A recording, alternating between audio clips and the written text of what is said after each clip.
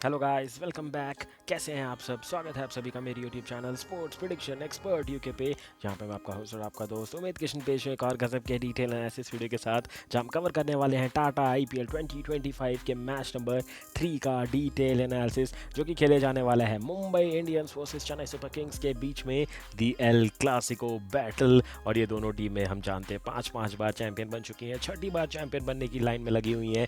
और अभी देखना इंटरेस्टिंग होगा कि इस सीज़न में कौन सी टीम कहाँ फिनिश करती है, और सबसे इंपॉर्टेंट अपना पहला मैच कैसे खेलती है, क्योंकि पहले मैच से ही पिक्चर क्लियर होने शुरू हो जाती है कि क्या प्लेइंग 11 है, क्या माइंडसेट है, क्या अप्रोच लेके उतरेगी टीम्स। और ये दोनों टीमें बहुत अच्छा प्रिपरेशन करके आती हैं, तो आपको लगेगा कि पहला मैच तो खेल ही नहीं रही है, इतनी अच्छी तैयारी करके आती है दोनों टीम्स, बहुत मेहनत करती है, नेट्स में पसीने बहाते हैं, और हर प्लेयर की क्या एबिलिटी है, कैसे यूज़ करना है, इन दोनों फ्रेंचाइज से अच्छा वो काम करवा ही नहीं सकता किसी भी प्लेयर से। तो चलिए करते हैं शुभारंभ इस गजब के एनालिसिस वीडियो का। Match prediction, team news, fantasy tips, grand league और स्मॉल लीग के बेस्ट चॉइसेस, सब कुछ कवर करेंगे। At Surya Kumar Yadav taking on Ruturaj Gaikwad. सही सुना आपने, पहले मैच के लिए हार्दिक पांड्या अवेलेबल नहीं है, क्योंकि पिछले सीजन 3 मैच में लगातार स्लो ओवर रेट होने की वजह से उनको एक मैच का बैन लगा था। तो इस सीज़न का जो पहला मैच है उसी में उनको वो बैन सर्व करना है, तो वो अवेलेबल नहीं है।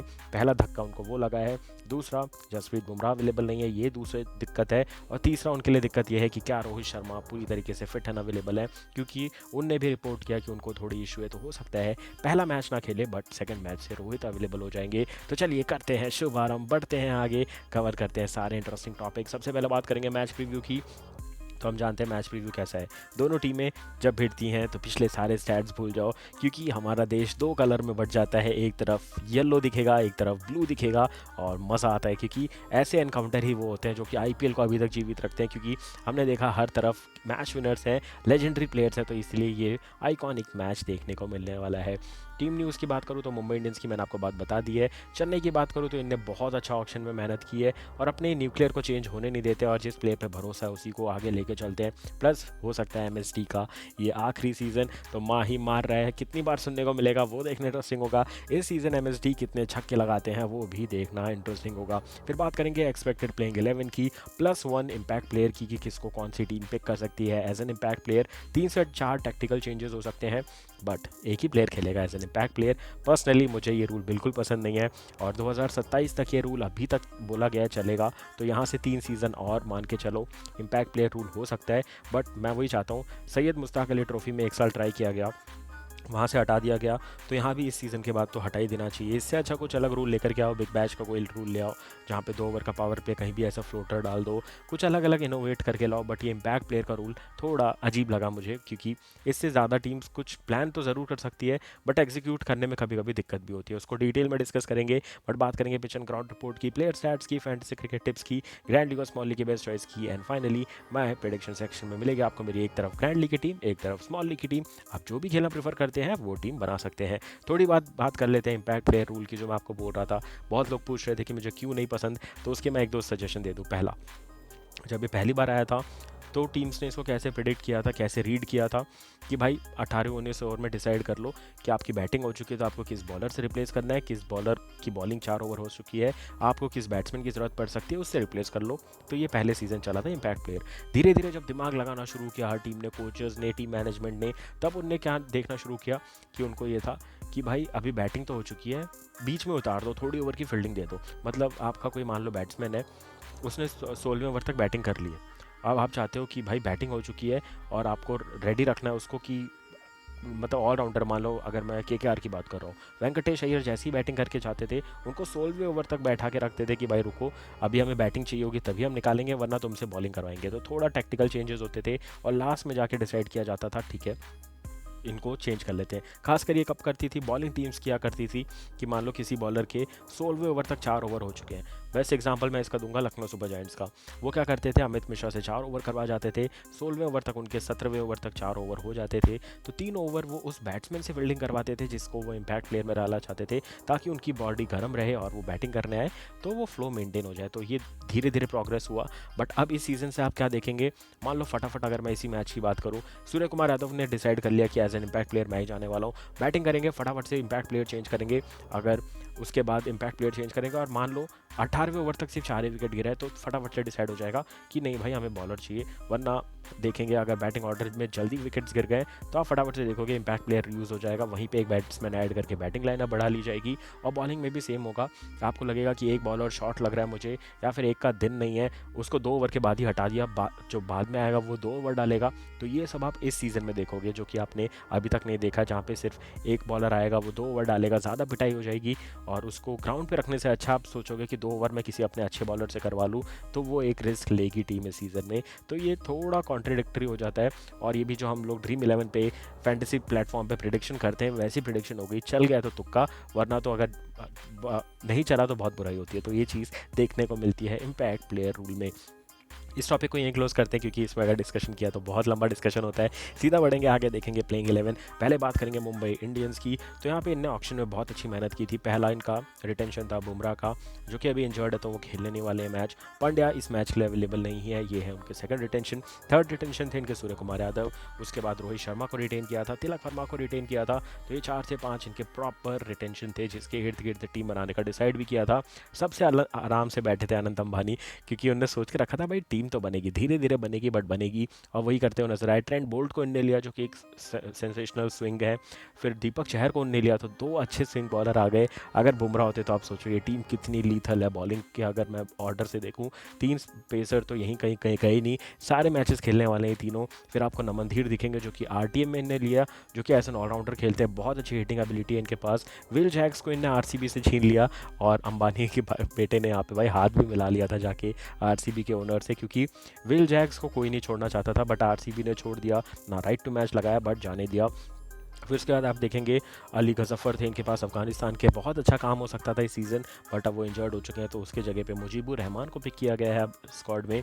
उसके अलावा आप देखेंगे तो Mitchell Santner as an spinner है, बट मुझे नहीं लगता ये कुछ कर पाएंगे उसको यूज़ करके, क्योंकि फॉरेन प्लेयर की लिस्ट बहुत लंबी है और 4 ही फॉरेन प्लेयर यूज़ करने हैं, और स्पिनर एक ही यूज़ हो पाता है मोस्टली, और वो करण शर्मा हो जाएंगे। अगर दूसरा ज़रूरी भी पड़ा तो वो मुजीब होंगे। तो सैंटनर की चांसेस मुझे कम लग रहे हैं अभी तक, जैसा उनका काम चेन्नई में हुआ करता था, 1-2 मैचेस सीज़न के खेल लेना, वहीं यहाँ दिखेगा। ऐसा नहीं होगा कि कंसिस्टेंटली 7 से 8 मैच खेल जाएं सैंटनर, ये थोड़ा मुश्किल होने वाला है। फिर आपको दिखेंगे Ryan Rickelton, the new opening combination Rohit Sharma के साथ। क्विंटन डिकॉक ने वो काम किया है, ईशान किशन ने वो काम किया है। अब एक नया ओपनिंग कॉम्बिनेशन दिखेगा, रोहित शर्मा विद राय रैकल्टन दिखने वाले हैं। रीस टोपली को आरसीबी ने छोड़ा था, अब यहाँ पे वो आ चुके हैं। फिर आप देखेंगे लिजार्ड विलियम्स को खरीदा था यहाँ पे मुंबई ने, जो कि एक बहुत अच्छे साउथ अफ्रीकन बॉलर हैं, वो भी इंजर्ड हो गए, तो कॉर्बिन बॉश को लिया है फ्रॉम साउथ अफ्रीका, तो लाइक टू लाइक रिप्लेसमेंट हो चुका है। देन रॉबिन मिंट्स दिखेंगे, जो कि विकेट कीपर है। आगे चल के अगर विकेट कीपर की ज़रूरत पड़ी, राय रैकल्टन ना खेल पाए, एक फॉरेन प्लेयर में आपको बॉलर चाहिए, तो रॉबिन मिंट्स आ सकते हैं as an wicket keeper. Then Karn Sharma मैं आपको बता चुका हूँ बार बार कि ये एज ए स्पिनर खेलेंगे। देन आपको विकेश दिखेंगे, देन आपको दिखेंगे फिर आपको बेवॉन जैकब्स दिखेंगे, जो कि एज फॉरेन प्लेयर हैं। बहुत लंबी लिस्ट है फॉरेन प्लेयर की, बहुत कम चांस है इनको मौका मिलने का। फिर आप देखेंगे आपको राजू दिखेंगे, राज भावा को यहाँ पे मौका मिल सकता है प्लेइंग 11 में, और ये क्यों मिलेगा, क्योंकि हार्दिक पांड्या अवेलेबल नहीं है। तो राज भावा लगभग 2021-22 का अंडर 19 वर्ल्ड कप खेला था इनने, तो इसके बाद से इनको ज़्यादा आईपीएल के मैचेस नहीं मिले, चाहे दिल्ली हो पंजाब हो, ज़्यादा मैचेस नहीं मिले थे। तो अब यहाँ पे मुंबई में आ गए, तो इनको ओपनिंग मैच तो पक्का मिलने वाला है। देन अश्वानी कुमार है। अर्जुन तेंदुलकर के लिए ये बहुत अच्छा सीज़न होने वाला है, मैं आप भी आपको लिख के दे रहा हूँ, ये आपको कोई भी यूट्यूब पे कहीं भी न्यूज़ देख लो, कोई नहीं बताएगा। इस season maximum matches Arjun Tendulkar खेलने वाले हैं, तो ये सीज़न इनका एक टर्न अराउंड सीज़न हो सकता है, या फिर इमर्जिंग टैलेंट वाला जो सीज़न हो सकता है वो होने वाला है अर्जुन तेंदुलकर का, क्योंकि एक बॉलर का लाइनअप मुझे अभी भी शॉर्ट लगता है, और 7-8 नंबर पे इनकी नंबर फिक्स हो सकती है, और ये मैक्सिमम मैचेस खेलते हुए नज़र आ सकते हैं इस सीज़न में। जहां हमने देखा 2 से 3 मैचेस ही खेलते थे, इस सीज़न ज़्यादा मैचेस खेलते हुए नज़र आ सकते हैं। फिर आपको देखेंगे यहाँ पे कृष्णन श्रीजीत, मुजीबुर रहमान और कॉर्बिन बॉश की मैं ऑलरेडी बात कर चुका हूँ। तो ये बहुत ही एक्साइटिंग प्लेइंग 11 की बात करते हैं, +1 प्लेयर की, जो कि बहुत इंपॉर्टेंट है मुंबई इंडियंस का डिस्कस करना। तो यहाँ शुरुआत करेंगे Rohit Sharma, Ryan Rickelton as an opener, Tilak Varma at number 3, Surya Kumar Yadav at number 4। Will Jacks को अपनी नेशनल टीम से थोड़ा हट के काम करना पड़ेगा, अब इनको मिडिल ऑर्डर खेलना पड़ेगा। ओपनिंग स्लॉट बिल्कुल भी अवेलेबल नहीं है। देन राज भावा को जगह मिलेगी, क्योंकि हार्दिक पांड्या नहीं है। उसके बाद नमनधीर खेलेंगे as an allrounder. Then Arjun Tendulkar, Deepak Chahar, Trent Boult, Karan Sharma and Mujeebur Rahman होने वाले हैं बॉलिंग लाइनअप। अगर आप देखो अर्जुन क्यों फिट हो जा रहे हैं, क्योंकि अगर आप देखो इनके पास पेस में अगर रीस टोपली है, फिर फॉरेन प्लेयर आ जाएगा, फिर नहीं फिट हो पाएगा। उसके बाद आपने देखो इनने लिजार्ड विलियम्स को लिया था जो कि कॉर्बिन बॉश से रिप्लेस हुए, वो भी फॉरेन प्लेयर है, वो नहीं आ पाएंगे। गजफर को खिलाना चाहते थे, वो नहीं है इनके पास। तो मुझे लग रहा है Arjun Tendulkar as an impact player 4 over की बॉलिंग कर जाएंगे। फिर आपको ट्रेंट बोल्ट है ही, दीपक चहर है ही, जब तक बुमराह नहीं फिट हो रहे तो और चांस बन जाता है अर्जुन तेंदुलकर का खेलने का, तो वो देखने को मिलेगा। स्पिन में राहुल, आपको करण शर्मा और मुजीबुर रहमान दिख जाएंगे, तो इनका स्पिन भी कवर हो गया। विल जैक्स भी स्पिन करते हैं, तो ऑल इन ऑल इनकी अच्छी लाइनअप बन जाएगी। 7 से 8 बॉलर ये भी कैरी करके चलेंगे अपने 12 प्लेयरों में, तो ऑल इन ऑल बहुत अच्छा स्क्वाड और बहुत अच्छी प्लेइंग 11 बना सकती है मुंबई इंडियंस। तो ये है मेरी मोस्ट प्रोबेबल प्लेइंग 11 जो कि मुंबई इंडियंस उतारेगी इस मैच में। बढ़ते हैं आगे, देख लेते हैं चेन्नई सुपर किंग्स की क्या होगी, पूरा स्क्वाड क्या है और क्या प्लेइंग 11 हो सकती है। आप तो बोलोगे ही नहीं कि भाई चेन्नई ऑक्शन में गया था, लगभग सेम स्क्वाड उतार लिया है जो कि पिछले साल में हमें देखने को मिलता था, लगभग वैसा ही कॉम्बिनेशन है। पहले बात करेंगे इनके रिटेंशन की, तो पहला रिटेंशन था गायकवाड़ का 18 करोड़ का। देन रविंद्र जाडेजा को भी इनने 18 करोड़ में रोका था, पाथिराना को इनने 13 करोड़ में रोका था, शिवम दुबे को 12 crore, and M S Dhoni as an uncapped player यहाँ पर रिटेन हुए थे 4 करोड़ में। बट ब्रांड वैल्यू हम जानते हैं भाई, प्लेयर की वैल्यू हम जानते हैं, 4 करोड़ बस दिखाने की वैल्यू है, बट उनकी नेटवर्थ ये सब हम सब जानते हैं, फ़ैन फॉलोइंग क्या गजब की है। मोस्ट प्रोबेबली 1-2 सीज़न और खेल सकते हैं, बट लोगों ने प्रिडिक्ट करना शुरू कर दिया है कि यही सीज़न आखिरी है, चेन्नई ये सीज़न जीतेगा और इसके बाद एमएसडी रिटायरमेंट ले लेंगे, ये तक प्रिडिक्ट कर दिया जा चुका है, जो कि मैं भी मान के चल रहा हूँ कि हो सकता है चेन्नई इस साल चैंपियन बनेगी और फिर विराट कोहली भी रिटायर होने वाले कुछ 1-2 साल में, एम एस धोनी तो होने वाले हैं और रोहित शर्मा भी बहुत जल्दी T20 छोड़ेंगे क्योंकि उन्हें 2 साल यहाँ से टेस्ट खेलना है, तो हो सकता है वो भी छोड़े। बट देखना इंटरेस्टिंग होगा सबसे पहले कौन छोड़ेगा, क्या एमएसडी छोड़ेंगे, क्या विराट छोड़ेंगे या रोहित शर्मा। इनके स्क्वाड की बात करें तो भाई इनका तो लगता है ऑक्शन में सोच लिया था, हम चाहेंगे सारे ऑप्शन के सारे स्पिनर को उठा ले आएंगे। सबसे पहले नूर अहमद को उठा लिया क्योंकि इनको पता था सनराइजर्स हैदराबाद ज़्यादा भागेगा नहीं, इनके पास अच्छा खासा पर्स था, इनने 10 करोड़ में नूर अहमद को पिक किया। उसके बाद रविचंद्रन अश्विन को ले लिया इनने राजस्थान रॉयल्स से, डेवन कॉनवे को इनने रिलीज़ किया था बट वापस से ले लिया एज एन ओपनर, तो इनको एक अच्छी पिक मिल गए। उसके बाद आप देखोगे खलील अहमद इनको अच्छे मिल गए, ये उनादकत के पीछे भी भागे थे, ये चाह रहे थे अर्शदीप आ जाए इनके पास बट नहीं आया, इनके पास खलील आ गए।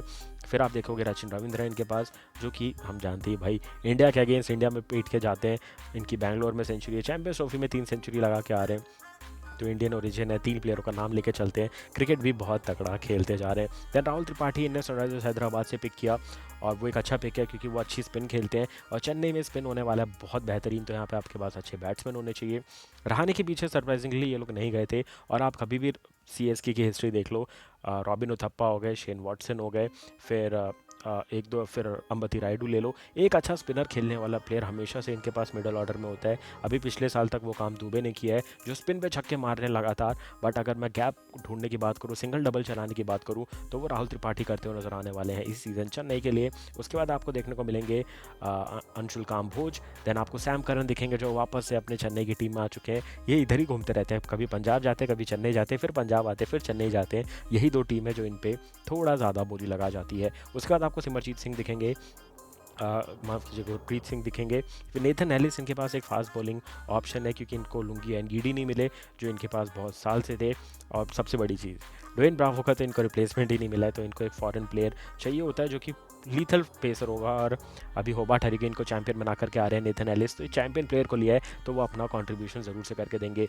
देन दीपक हुड्डा, विजय शंकर, इनने दोनों को लिया है, मुझे लगता है एक ही की जगह बनेगी और वो विजय शंकर होंगे क्योंकि उनका करंट फॉर्म अच्छा है। देन जेमी ओवर्टन को पिक किया है फ्रॉम इंग्लैंड, और जेमी ओवर्टन अभी तक अनसोल्ड जा रहे थे इतने साल, उनको पिक किया है। देन आपको दिखेंगे यश, उसके बाद आपको यानिश डल दिखेंगे, Shreyas Gopal as an spinner, एक और स्पिनर उठा लिया इनने, फिर अश्विन, नूर, जडेजा तो है ही, तो इनके पास स्पिन लाइन अब बहुत तगड़ा हो चुका है। देन आंद्रे स्मिथ दिखेंगे जो कि एक यंग टैलेंट है, बहुत अच्छी बैटिंग करते हैं, लेफ्ट हैंड पूरे लगभग कार्बन कॉपी लगते हैं रचिन रविंद्र की, बट मज़ा आता है इनको देख के। देन आपको घोष दिखेंगे, साइक रशीद दिखेंगे, फिर मुकेश चौधरी वापस से आ चुके हैं चेन्नई में, एंड देन आपको कमलेश नगरकोटी दिखेंगे जो कि 2-3 साल से कभी दिल्ली में थे, कभी केकेआर में थे, अब वो आ चुके हैं यहाँ पे चेन्नई में। राजस्थान रॉयल्स में भी अगर मैं गलत नहीं हूँ तो 1-2 साल वो खेल चुके हैं और मोस्टली बेंच पे थे। अगर बात करें इनमें से क्या प्लेइंग 11 निकाल सकते हैं और क्या हो सकती है इनकी प्लेइंग 12 जो कि इम्पैक्ट प्लेयर के रूल में आएगी, तो सबसे कंसिस्टेंट टीम जिसमें ज़्यादा प्रेडिक्ट करने की ज़रूरत ही नहीं है क्योंकि ये कुछ बदल बदलते ही नहीं है। ओपनर फिर से आपको गायकवाड़ और डेविन कॉनवे दिखेंगे। 3 नंबर पे आपको रचिन रविंद्र दिखने वाले हैं इस बार। 4 नंबर पे राहुल त्रिपाठी दिखेंगे क्योंकि रहाणे नहीं है अब इनके पास। शिवम दुबे दिखेंगे यहाँ पे। विजय शंकर खेलते हुए नजर आएंगे। फिर आपको दिखेंगे MS धोनी, रविंद्र जाडेजा। और सरप्राइज मत होइएगा अगर जाडेजा पहले बैटिंग करने आ जाए, MS धोनी बाद में आए और MS धोनी फिर वही 3-4-5 बॉल खेलने आएंगे। इम्पैक्ट प्लेयर में भी आते हुए नजर आ सकते हैं, बट मोस्ट प्रोबेबली नहीं आएंगे। क्रिकेट को एंजॉय कर रहे हैं, 1-2 साल और क्रिकेट खेलना चाहते हैं तो बैटिंग भी करेंगे और पूरे 20 ओवर की विकेट कीपिंग भी करेंगे।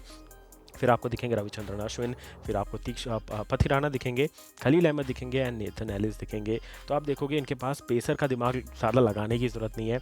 पथिराना, खलील और नेथन एलिस पूरी पेस संभाल लेंगे। अश्विन जाडेजा स्पिन संभाल लेंगे। और उसके साथ अगर आपको फिर मीडियम पेसर चाहिए तो विजय शंकर है आपके पास और शिवम दुबे भी है। तो आपके पास बहुत ऑप्शन है, प्लस ऊपर रचिन रविंद्र भी स्पिन बॉलिंग कर सकते हैं। तो आप सोचो 8 बॉलर इनके पास भी है इम्पैक्ट प्लेयर के बॉलर को गिन के। सिर्फ धोनी बॉलिंग नहीं करेंगे, गायकवाड़ बॉलिंग नहीं करेंगे और कॉनवे बॉलिंग नहीं करेंगे और राहुल त्रिपाठी नहीं बॉलिंग करेंगे। उसके अलावा इन 12 में 8 बॉलर्स होंगे जो कि बॉलिंग कर सकते हैं। तो ये भी काफ़ी तगड़ी टीम है। इस साल हर टीम ने फोकस किया है बॉलर्स पे क्योंकि बॉलर्स विन्स योर टूर्नामेंट्स, ये बात सबके दिमाग में छप चुकी है। बैट्समैन आपको मैच जिताएंगे बट टूर्नामेंट चैंपियनशिप जिताता है बॉलर। तो उसी पे फोकस करते हुए हम टीम भी वैसी बनाएंगे।